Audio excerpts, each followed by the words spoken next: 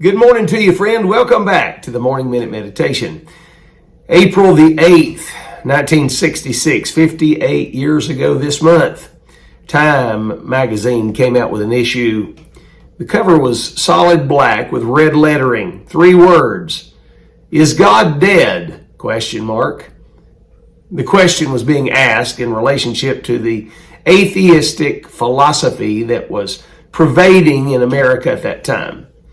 It was being read and studied and trumpeted on college campuses all over America.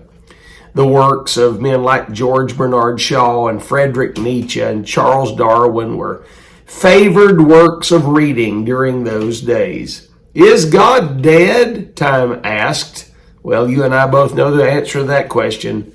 Our God is not dead. But let us consider what God had to say about this that would come. In the book of Romans, chapter number 1, beginning in verse 21, God said, because that when they knew God, they glorified him not as God, neither were thankful, but they became vain in their imaginations, and their foolish heart was darkened.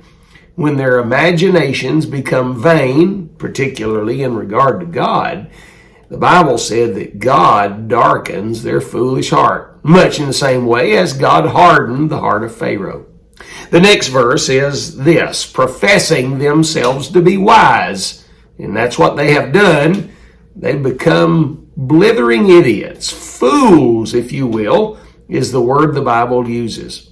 The next verse says, and they changed the glory of God, the glory of an uncorruptible God, into an image made like unto a corruptible man, and to birds and four-footed beasts and creeping things. In other words, they make God no more than an animal. And then finally, in verse number 24, the Bible said, because they do this, God gave them up to uncleanness through the lust of their own hearts to dishonor their own bodies between themselves. And aren't we seeing that in the culture that you and I are living in? Men and women dishonoring their bodies, which were made in the image of God, destroying themselves among themselves. It was Friedrich Nietzsche who influenced Adolf Hitler in his writings. Hitler gave the writings of Nietzsche to Mussolini. Stalin consumed the works of Friedrich Nietzsche. The German philosopher made this statement. He said, if God is now dead, which he had postulated, he said the 20th century will be the bloodiest century in history, and universal madness will break out. He was not reveling in that fact. He was rueing the fact that universal madness would come because we have relegated God to the grave.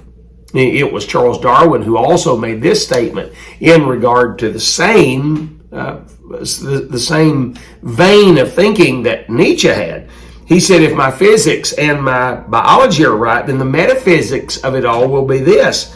It will breed untold violence because nature is red in tooth and claw. In other words, if I'm right and God is gone and God is dead and there is no God, then nothing but the survival of the fittest will be the means, mode, and way of society. And we certainly are seeing men acting more like animals than anything else because of the removal of the influence of God in culture. It was George Bernard Shaw who made this statement. He was talking about the fact that he had disbelieved God and he had influenced others in regard to that. And I read and quote, Shaw said, the science to which I have pinned my faith is now bankrupt.